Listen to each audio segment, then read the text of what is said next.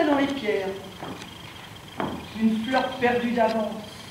La fille et la fleur s'en allèrent et disparurent au bout du quai. Elles avaient, avec 2 misères, fait un bouquet.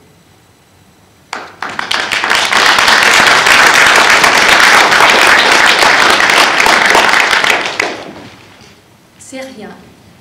À côté de tout, moi, je n'avais plus rien. Je n'ai rien dit, rien. Jusqu'au moment où j'ai eu peur de ce rien. Et j'ai cru au tout ou rien. Un petit rien. Je veux juste un petit rien d'espoir, comme un rien de soleil sur mes épaules glacées. Un rien, juste un soupçon de quelque chose. À peine les ont-ils déposés sur le sol que ces rois de l'azur, maladroits et honteux, laissent piteusement leurs grandes ailes blanches comme des avirons traîner à côté d'eux.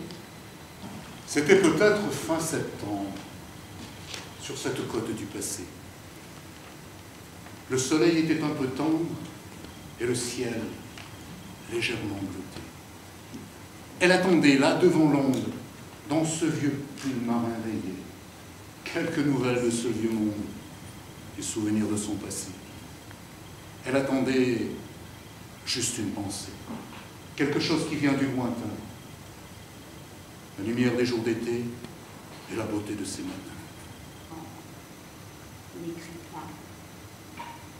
N'écris pas ces doux mots que je n'ose plus lire. Il semble que ta voix les répand sur mon cœur,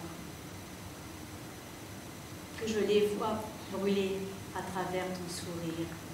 Il semble qu'un baiser les empreinte sur mon cœur. N'écris pas.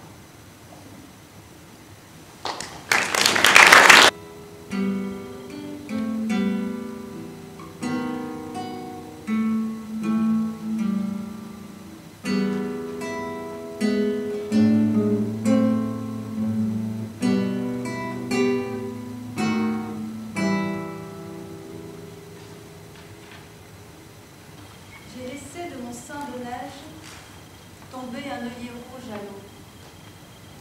Hélas, comment le reprendrai-je, mouillé par l'onde du ruisseau?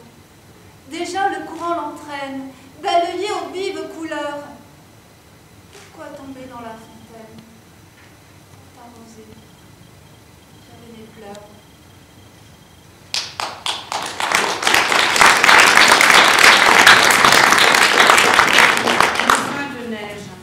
Il fait si froid en ce printemps.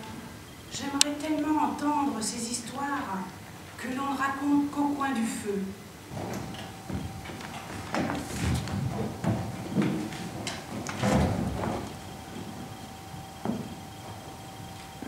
Pierrot, au clair de la lune, chantait son ennui. Colombine, depuis longtemps, était partie. Une étoile, un soir, était venue la chercher, l'emmenant aux confins du ciel. Les yeux levés, Pierrot espérait parfois la voir passer, telle une étoile filante. C'était tout ce qui lui restait. Regardant la nuit, il demandait et redemandait: « Avez-vous vu passer ma bien-aimée » Vous qui avez sans doute le cœur Pierrot, faites un vœu. Beauté innocentée, amour retrouvé. Le poète a ramassé son luth, repris sa route. Heureux, j'ai écouté sa voix s'estomper au détour du sentier.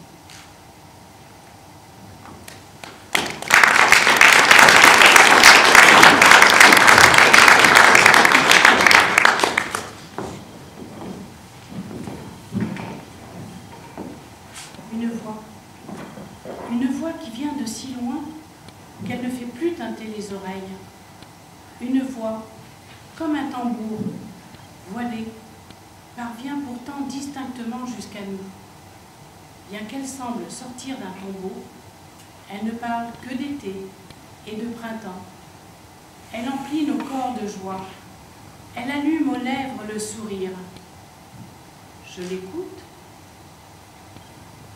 Ce n'est qu'une voix humaine qui traverse les fracas de la vie et des batailles, l'écroulement du tonnerre et le murmure des bavardages. Et vous, ne l'entendez-vous pas? Elle dit, la peine sera de courte durée. Elle dit, la belle saison est proche. Ne l'entendez-vous pas?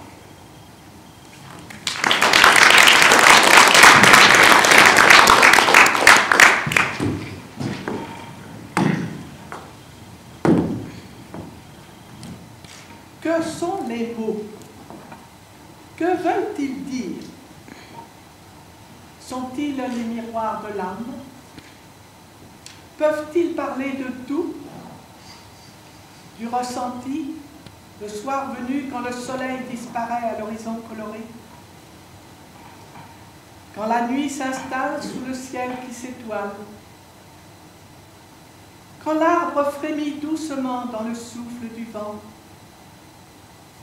Quand les sentiments s'exposent, quand la peur s'installe au fond de votre cœur jusqu'à vous étouffer ou à vous faire crier. Un poème pour tout déclarer.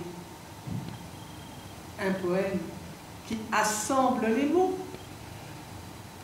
Un poème pour dire en quelques mots son amour de la vie. Serait-ce cela? La voix des poèmes?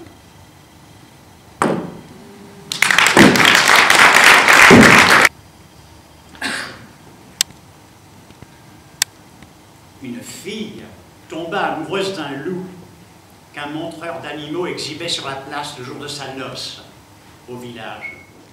Quand le dresseur, fouet en main, l'obligea à faire sa danse, le regard du loup et le sien se croisèrent dans le silence. Ayant jeté sa maigre obole au bohémien, la noce reprit le chemin des réjouissances interminables du festin. Mais le principal de la cérémonie, en France, elle fut déflorée à la fin du repas. Mais durant la nuit, laissant là le mari qui ronflait après le sacrifice, insoucieuse du sang qui coulait sur ses cuisses, elle alla jusqu'à la roulotte endormie, ouvrit au loup et le suivit dans la forêt pour y devenir son ami.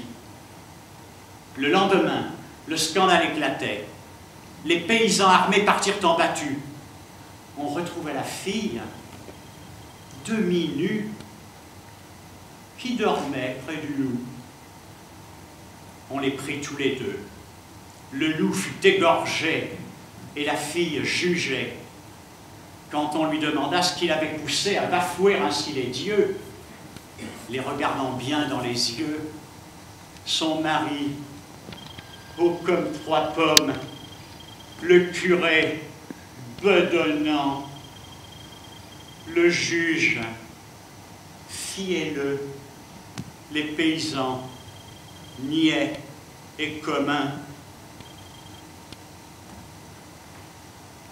Elle leur dit, « J'aime les hommes. » Et seul le loup en était un.